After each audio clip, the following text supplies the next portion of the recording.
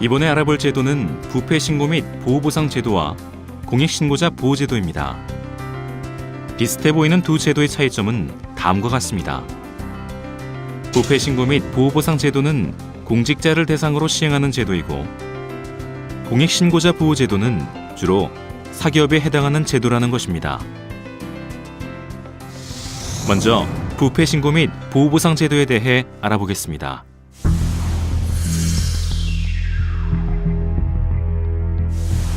부패 행위란 공직자가 지위 및 권한을 남용하거나 법령을 위반하여 개인의 이익을 도모하는 행위, 공공기관의 예산 집행, 재산 관리, 계약 과정에서 공공기관의 재산상 손해를 가하는 행위, 이러한 행위를 저지르거나 이를 은폐하도록 강요, 권고, 유인하는 행위를 뜻합니다.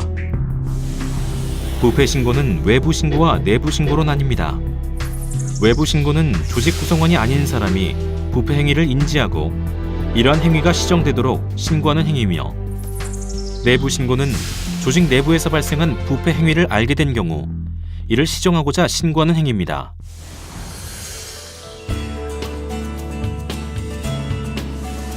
부패 행위의 신고는 부패방지 권익위법 제58조에 의거하여 누구든지 할 수 있습니다.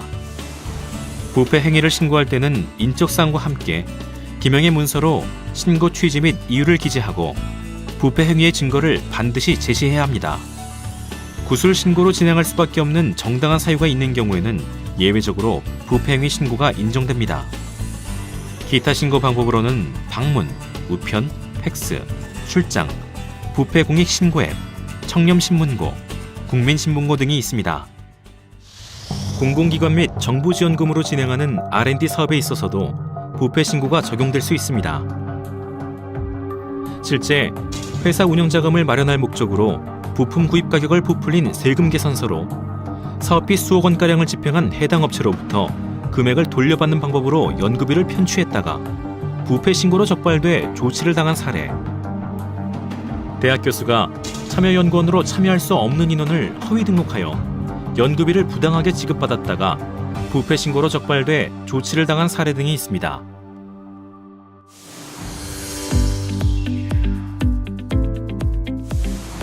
부패 행위 신고자를 보호하기 위해 신분보장, 비밀보장, 신변보호, 기타 보호 등의 보호체계가 마련되어 있습니다.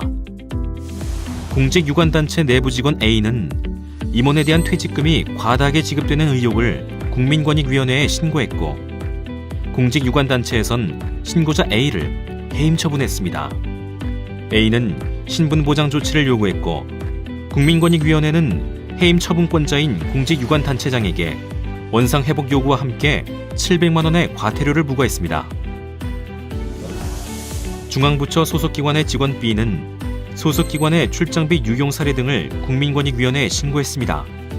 신고자는 신고 이후 직원들의 따돌림 등 신분상의 불이익 처분이 있다고 주장하며 인사교류를 요구했고, 국민권익위원회에서는 행정자치부와 협의하여 타 기관에서 파견 근무를 할 수 있도록 조치했습니다. 이처럼 신고 이후에 신고자의 신분을 보장해주는 보호체계가 구축돼 있습니다. 공직자 A는 산사태 복구 공사비 과다 계상 의혹 등을 감독기관에 신고했습니다. 이후 피신고기관으로부터 신고 취하를 종용받은 A는 자신의 신분이 공개되었는지의 여부를 확인해달라고 요구했습니다. 그 과정에서 신고 접수 담당자가 피신고기관 관계자에게 신고자의 신분을 공개한 사실이 확인됐고, 국민권익위원회는 해당 기관 신고 접수 담당자의 징계를 요청했습니다. 이처럼 부패 행위 신고자는 비밀보장 대상자로, 신고자 비밀보장 의무를 위반한 자는 3년 이하의 징역 또는 1천만 원 이하의 벌금으로 처벌받을 수 있습니다. 공직자 A는 지자체가 추진하는 개발 사업에서 공무원들이 특정인에게 혜택을 주기 위해 공문서를 위조한 사실을 신고했습니다. 이후 피신고자들로부터 신체적 위해 및 협박 발언을 듣고 본인과 가족들에 대한 신변보호 조치를 요구했습니다. 국민권익위원회에서는 관할경찰서에 신고자에 대한 긴급 신변보호 조치를 요구했습니다. 이처럼 신고를 했다는 이유로 신변보호 대상자의 신변에 불안이 있는 경우 신변보호 조치를 요구할 수 있고, 국민권익위원회의 결정에 따라 경찰관서의 신변보호 조치를 실행할 수 있습니다. 공직자 A는 소속 기관장 및 상사에게 뇌물을 제공한 후 국민권익위원회에 공무원의 뇌물수수 비리건을 신고했습니다. 신고자 A는 책임 감면을 요구했고 국민권익위원회에서는 수사기관의 형사 절차 및 소속기관의 징계 절차에서 신고자의 책임을 감면할 수 있음을 해당 기관에 안내했습니다. 이처럼 부패 신고자의 범죄가 발견될 경우 책임을 감면해주거나 직무상 비밀준수 의무를 배제하는 등 기타 보호제도도 운영하고 있습니다. 이어서 공익신고자 보호제도에 대해 알아보겠습니다.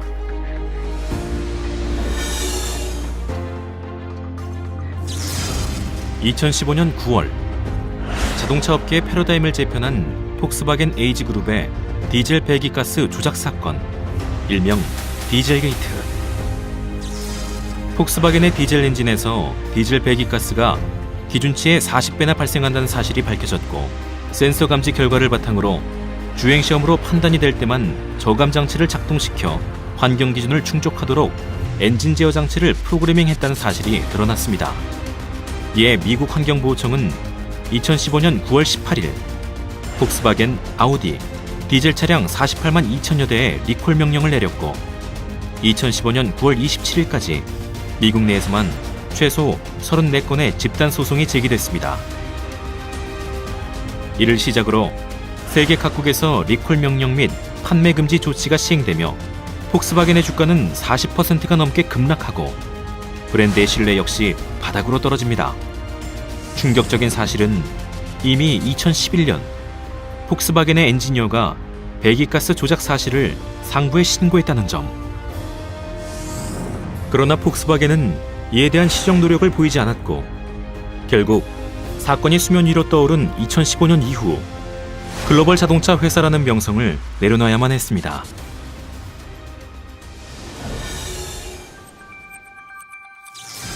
공익신고란 건강, 안전, 환경, 소비자 이익, 공정 경쟁의 범주에 있어 공익 침해 행위가 발생했거나 발생할 우려가 있다는 사실을 알게 된 경우 이를 공익신고기관에 신고하는 행위를 의미합니다. 공익신고는 크게 외부 공익신고와 내부 공익신고로 나뉩니다.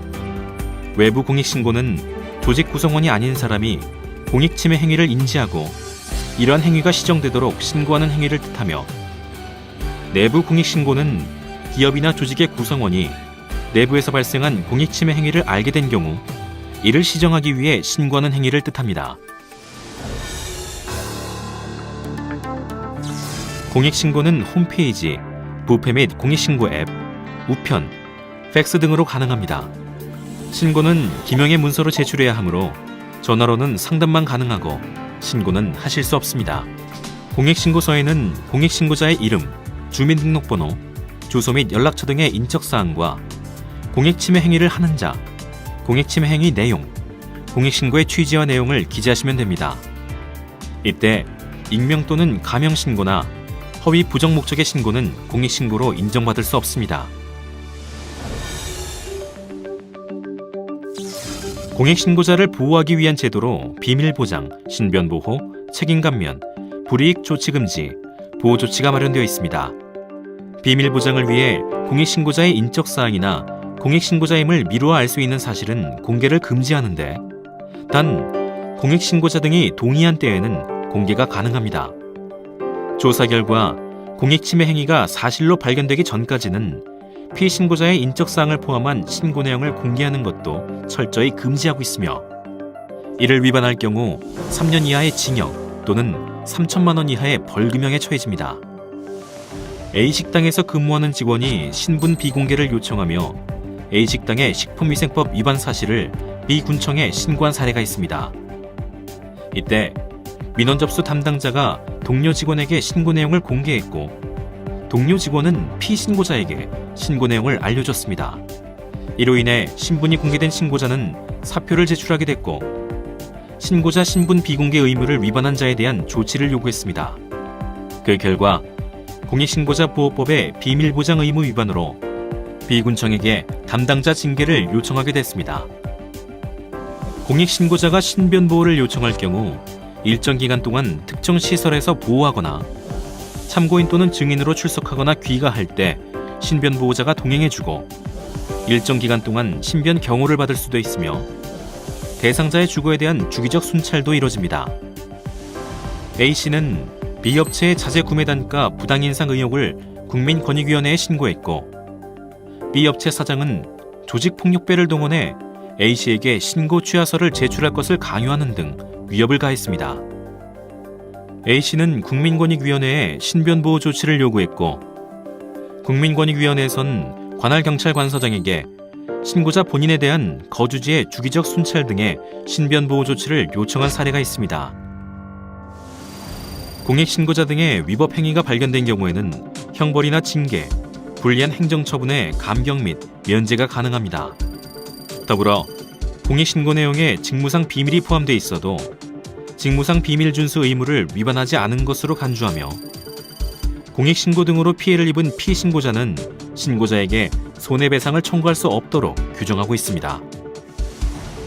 A씨는 B도시의 쓰레기 소각장 환경침해 관련 공익신고 이후 국민권익위원회에 책임감면을 요구했고 해당 감독기관은 공익신고를 한 직원들을 포함하여 오염물질 농도 측정 조작 사건 관련자들을 경찰에 고발 조치했습니다. 그러나 국민권익위원회에서 공익신고자들에 대한 책임감면을 요청하여 검찰에서 공익신고자들에 대한 책임감면을 조치한 사례가 있습니다. 공익신고자 등에게는 공익신고 등을 이유로 신분상 행정적, 경제적 불이익 조치를 할 수 없습니다. 이를 위반할 경우 2년 이하의 징역 또는 2천만 원 이하의 벌금형에 처해집니다. A역 주차장 정산소에 횡령 의혹을 신고한 공익신고자는 자택의 시도 경계를 벗어난 원거리로 발령을 받게 됩니다. 공익신고자는 원근무지로의 원상 회복을 요구했고 결국 자택 근처로 재점보된 사례가 있습니다. 공익신고로 인해 불이익 조치를 받지 않도록 보호 조치를 통해 공익신고자를 지켜드립니다. 원상 회복, 체불된 보수 지급, 복직 등의 보호 조치가 가능합니다. A 교사는 B 공립 어린이집 원장이 영유아 보육법을 위반하여 급식비를 횡령한 사실을 관할군청에 신고했고 원장은 근로계약 만료 및 채용시험을 이용해 신고자를 불합격시켰습니다. A 교사는 이에 원상회복 조치를 요구했고 국민권익위원회에선 어린이집 원장에게 불합격 조치의 취소 및 원상회복을 요구한 사례가 있습니다.